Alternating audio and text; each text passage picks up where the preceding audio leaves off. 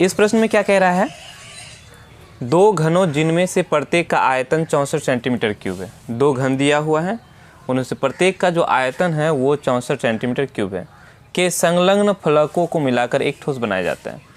यानी दोनों, हमने दो घन बना लिया, प्रत्येक घन का आयतन जो है 64 सेंटीमीटर क्यूब है। ठीक है, इसका भी 64 सेंटीमीटर आयतन है और इसका भी 64 सेंटीमीटर क्यूब आयतन है। अब दोनों ही घनों के संलग्न फलकों को मिला देंगे, अर्थात इसका ये वाला हिस्सा और इसका ये वाला हिस्सा, दोनों को क्या कर देंगे हम लोग, मिला देंगे। ठीक है, मिलाने के बाद जो हम अब मिला देंगे तो एक बड़ा सा ठोस बन जाएगा। तो दोनों घनों के मिलने से क्या बन जाएगा, वो घनाभ बन जाएगा। क्या बन जाएगा, घनाभ बन जाएगा। घन का क्षेत्रफलक, क्षेत्रफलक है, क्षेत्रफलक इसका बराबर होता है, लेकिन घनाभ का क्षेत्रफलक आपस में बराबर नहीं होता है। तो अब इसकी लंबाई बढ़ जाएगी, लंबाई बढ़ जाएगी ना, तो ये हो जाएगा हम लोग का घनाभ। तो इसी का जब इनको हम मिला देंगे इस तरह से, तो जो प्राप्त ठोस मिलेगा अर्थात जो घनाभ बनेगा, उसी का हम लोग को पृष्ठीय क्षेत्रफल ज्ञात करना है। ठीक है, तो क्या क्या दिया हुआ पहले ये लिख लेते हैं, जो जो दिया हुआ है उस चीज़ को हम लोग लिख लेंगे। ठीक है, क्या क्या दिया हुआ है लिख सकते हैं। हल, मान लेते हैं कि इस घन का जो भुजा है वो क्या है, ए है, तो लिखेंगे हल, माना कि घन की भुजा बराबर ए है। हमने ये मान लिया, अब मान लिया तो आगे क्या लिखेंगे। अब क्या क्या दिया हुआ है, आगे दिया हुआ है, यहाँ दिया है, क्या दिया है,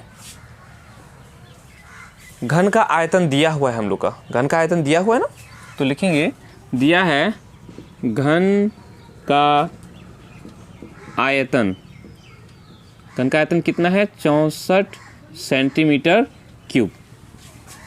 ठीक, आगे हम देखेंगे, इसको इस तरह से लिख सकते हैं। घन का आयतन का क्या सूत्र होता है, घन का आयतन होता है भुजा क्यूब, है ना।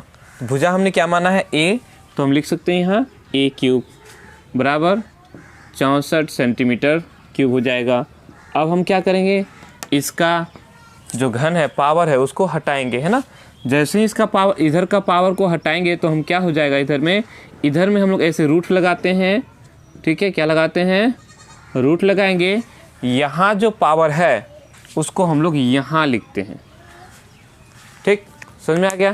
क्या करेंगे, इसको 64 को टुकड़ा करेंगे, 64 को टुकड़ा करेंगे। करो, कितना से, 2 से, 3 दूनी 6, 2 दूनी 4, फिर 2 से 16, फिर 2 से 8, फिर 2 से 4, फिर 2 से 2। अब हमको क्या करना है, इसमें ये करनी हम लोग का 3, इसको करनी बोलते हैं। करनी में कितना है, 3 है, तो हम इसको 3-3 का जोड़ा लगाएंगे, 3-3 का समूह बनाएंगे। कितने का समूह, 3-3 का समूह, अर्थात 3 ठो 2, 3 ठो 2, और ऐसा है, और बचा हुआ है क्या, बचा हुआ नहीं है। अब जब बचा हुआ नहीं है तो हम क्या करें, 3 में से 1 ठो ले लेंगे और 3 में से 1 ठो ले लेंगे। समझ में आ रही बात, नहीं समझ में आया, ऐसे हम लोग लिखेंगे इसको। देखो, या ए बराबर, इसको ऐसे कर लो, 3 ठो 2 है तो लिखो ऐसे, 3 ठो 2 है, लिखो सेंटीमीटर क्यूब है। समझ में आई बात, कै ठो 2, 3 ठो, कै ठो 2, 3 ठो। ठीक है, अब हम क्या करें, देखो सबका, इसका भी पावर 3, इसका भी पावर 3, इसका भी पावर 3, तो जिसका जिसका पावर 3 है उसको बाहर कर लो रूट से, रूट के अंदर से क्या कर लेंगे, हम बाहर कर लेंगे। ठीक है, तो देखेंगे ए बराबर क्या हो जाएगा, इसका पावर 3 है तो ये 2 बाहर हो गया, इसका पावर 3 है तो ये भी 2 बाहर हो गया, इस सेंटीमीटर का पावर 3 है तो ये सेंटीमीटर भी बाहर हो गया। अब यहाँ ये मत कहना कि सर इस सी में तो 3 नहीं है, सर ये पूरा cm सेंटीमीटर में 3 है, सेंटीमीटर में क्या है, 3 है, तो सेंटीमीटर का पावर 3 है तो 1 तो सेंटीमीटर बाहर आ गया। अब रूट के अंदर कुछ बचा क्या, बचा है, नहीं बचा, मतलब रूट खत्म, तो गुना कर 2 दूनी 4 सेंटीमीटर। ये हम लोग का हो गया घन का भुजा, घन का भुजा निकल गया हम लोग का 4 सेंटीमीटर। ठीक। घन का भुजा 4 सेंटीमीटर निकल गया। अब हमको इसको क्या बनाना है, घनाभ बनाना है ना, घनाभ बनाना है ना। चलो लिखेंगे, अब लिख दिए। अब लिखने के बाद लिखें दोनों घनों के संलग्न फलकों को, दोनों घनों के संलग्न फलकों को मिलाने पर प्राप्त घनाभ का। अब दोनों घनों को जब हम लोग मिला देंगे तो घनाभ बन जाएगा। उस घनाभ का जो लंबाई होगा कितना हो जाएगा, 4 सेंटीमीटर ये और 4 सेंटीमीटर ये, तो दोनों मिला करके लंबाई कितना हो जाएगा, दोनों को जोड़ देंगे 8 सेंटीमीटर।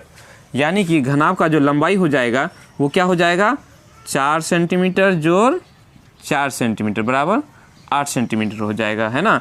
उसके बाद चौड़ाई कितना हो जाएगा, चौड़ाई तो बदलेगा नहीं, चौड़ाई कितना होगा 4 सेंटीमीटर होगा। उसके बाद ऊंचाई कितना होगा, ऊंचाई भी तो नहीं बदलेगा, ऊंचाई भी कितना ही रहेगा 4 सेंटीमीटर रहेगा। समझ में आ रही बात, ठीक है। हम लोग का लंबाई निकल गया, चौड़ाई निकल गया और ऊंचाई भी निकल गया, तो घनाभ का पृष्ठीय क्षेत्रफल निकालना है। लिखें इसीलिए घनाभ का पृष्ठीय क्षेत्रफल दो, उसके बाद क्या होता है LB, लंबाई गुना चौड़ाई, चौड़ाई गुना ऊंचाई और ऊंचाई गुना लंबाई, यही होता है 2। लंबाई मेरा 8, चौड़ाई मेरा 4, चौड़ाई 4, ऊंचाई 4, ऊंचाई 4 और लंबाई 8 सेंटीमीटर स्क्वायर कर देंगे। डायरेक्ट कर दे, सेंटीमीटर स्क्वायर को बाहर कर दे। कैसे, सेंटीमीटर यहाँ भी, सेंटीमीटर यहाँ भी, सेंटीमीटर स्क्वायर ये हो गया, सेंटीमीटर यहाँ भी, सेंटीमीटर यहाँ भी, दोनों को गुना करेंगे सेंटीमीटर स्क्वायर, इसमें भी सेंटीमीटर स्क्वायर, सब में सेंटीमीटर स्क्वायर है तो उसको बाहर निकाल दिया, ठीक है। अब हम क्या करेंगे, 2 8 चौका 32, 4 चौका 16, 8 चौका 32 सेंटीमीटर स्क्वायर करेंगे तो क्या हो जाएगा, 2 इस पूरा को 32, 16 और 32 को जोड़ेंगे तो कितना हो जाएगा 80 सेंटीमीटर स्क्वायर, अर्थात 2 गुना 80 सेंटीमीटर स्क्वायर, 80 सेंटीमीटर करेंगे तो क्या हो जाएगा 160 सेंटीमीटर स्क्वायर। ये हम लोग का निकला। इन दोनों घनों को मिलाने पर जो घनाभ बनेगा उस घनाभ का क्या निकला, पृष्ठीय क्षेत्रफल, ठीक है। समझ में आ गई बात, आई समझ में, उतार लो।